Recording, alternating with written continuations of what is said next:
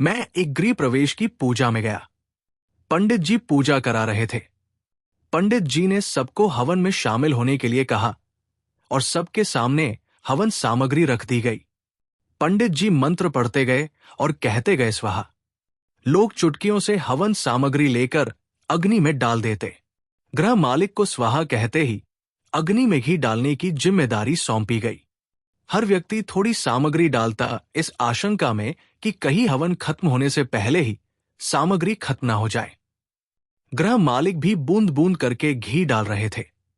उनके मन में भी यही डर था कि घी खत्म ना हो जाए।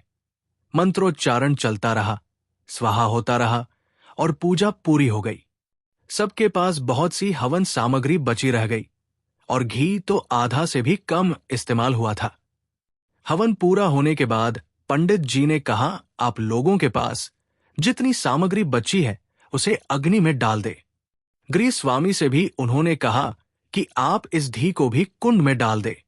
एक साथ बहुत सी हवन सामग्री अग्नि में डाल दी गई।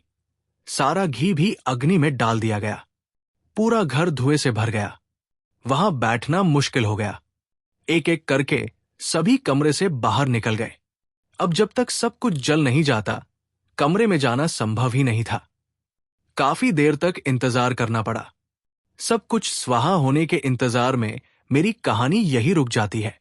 उस पूजा में मौजूद हर व्यक्ति जानता था कि जितनी हवन सामग्री उसके पास है उसे हवन कुंड में ही डालना है, पर सबने उसे बचाए रखा। सबने बचाए रखा कि आखिर में सामग्री काम आएगी।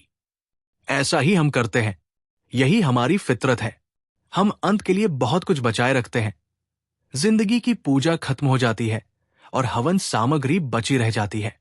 हम बचाने में इतना खो जाते हैं कि जब सब कुछ होना हवन कुंड के हवाले है, उसे बचाकर क्या करना? बाद में तो वो सिर्फ धुआं ही देगा। संसार हवन कुंड है और जीवन पूजा एक दिन सब कुछ हवन कुंड में ही समाहित होना है।